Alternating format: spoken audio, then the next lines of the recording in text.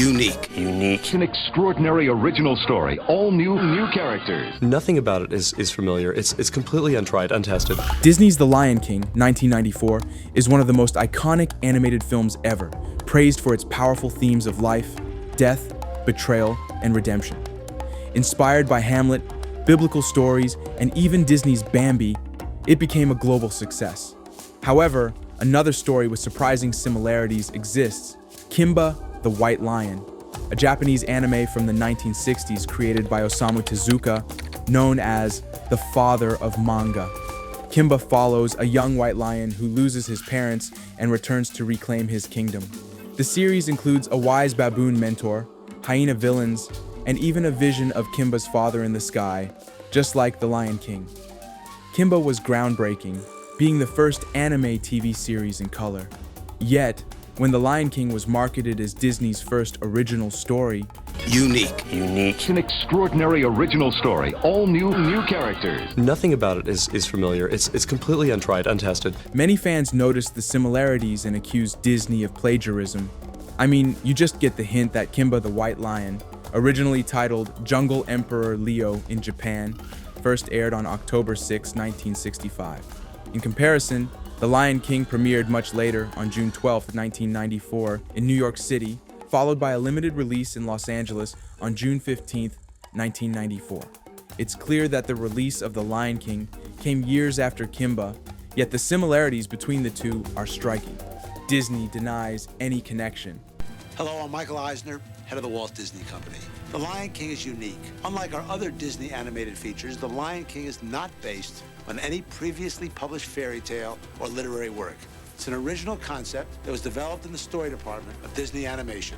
Directors Roger Allers and Rob Minkoff claimed they had never heard of Kimba, but voice actor Matthew Broderick once said he thought The Lion King was an American adaptation of it. Some Disney animators admitted they knew Kimba, but the studio insists the similarities are coincidence. A satirical reference to the controversy around Disney's The Lion King and its alleged similarities to Kimba the White Lion. In that Simpsons moment, Mufasa's ghostly face appears in the clouds and says, "You must avenge my death, Kimba. I mean, Simba." You must avenge my death, Kimba. I mean, Simba. Thank you, cast of The Lion King. A Japanese petition requested credit for Tezuka, but his estate chose not to sue, possibly to maintain good relations with Disney. Beyond the characters and visuals, both stories share core themes: identity, responsibility, and the rightful heir reclaiming leadership. However, Kimba differs by including human characters and spanning multiple adaptations, remakes, and sequels since the 1950s. In contrast, The Lion King is a single film, with sequels and spin-offs later. Interestingly, early Lion King concepts even included a white lion cub, which was changed before release. Disney's refusal to acknowledge Kimba only intensified the controversy. A simple tribute to Tezuka would have been a respectful gesture. Some fans also point out that Disney has a history of aggressively protecting its own copyrights, making their denial seem hypocritical. Even so, The Lion King is a masterpiece, seamlessly blending its inspirations into an emotionally powerful film. Both Kimba the White Lion and The Lion King are worth watching. Whether or not Disney intentionally borrowed from Kimba, the similarities are undeniable. Finding Nemo. Pixar's 2003 hit about a clownfish dad hunting for his lost son is a classic. But check this out. A 2002 French book, Pierrot le Poisson Clown, also stars an orange clownfish on an epic ocean quest. Both feature a clownfish with a family-driven adventure across the sea. The vibes? Emotional, brave, and ocean deep. The author, Frank LeCalvez, thought Nemo echoed his story and sued Disney in 2003, hinting at possible influence. Here's the catch. Court said clownfish are a natural design, so the overlap wasn't proof of copying. Frank LeCalvez, who claimed Disney's blockbuster film Finding Nemo copied a fish of his creation, was convicted of fraud and ordered to pay €60,000, 43,000 pounds in damages and legal fees. So, did one inspire the other? Probably just a wild coincidence, but the similarities are uncanny. Let's take a look at Frozen. Disney's hugely popular 2013 movie about two sisters, Elsa and Anna. While Frozen is officially inspired by Hans Christian Andersen's fairy tale The Snow Queen, there's another version that might have had more of an impact than people realize. A 1957 Soviet animated film also called The Snow Queen.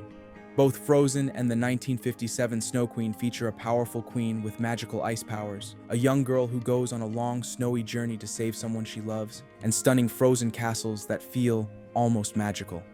In Frozen, Anna sets out to help her sister Elsa, while in the Soviet film, a girl named Gerda sets out to rescue her friend Kai, who's been taken by the Snow Queen.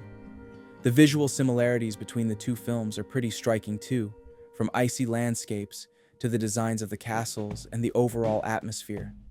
Some fans have wondered if Disney took a little visual inspiration from the older film.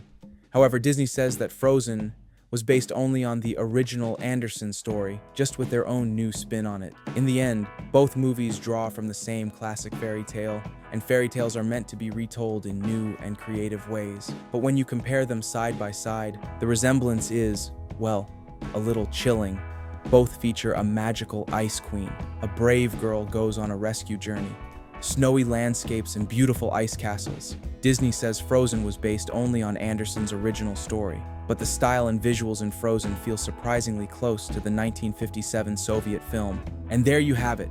From a white lion reclaiming his throne, to Clownfish on a rescue mission, to queens ruling icy kingdoms, these animated films share some seriously familiar vibes. Did Frozen draw from the Soviet Snow Queen? Was Finding Nemo just a coincidence, or a case of underwater deja vu? And of course, the whole Lion King and Kimba debate, those similarities are hard to ignore. What's cool is how these examples show animation's love for remixing ideas, whether it's inspiration, coincidence, or just great minds thinking alike. Thanks for watching, like, subscribe, and let me know in the comments if you've spotted any other animated lookalikes. I'd love to hear your picks. Catch you next time.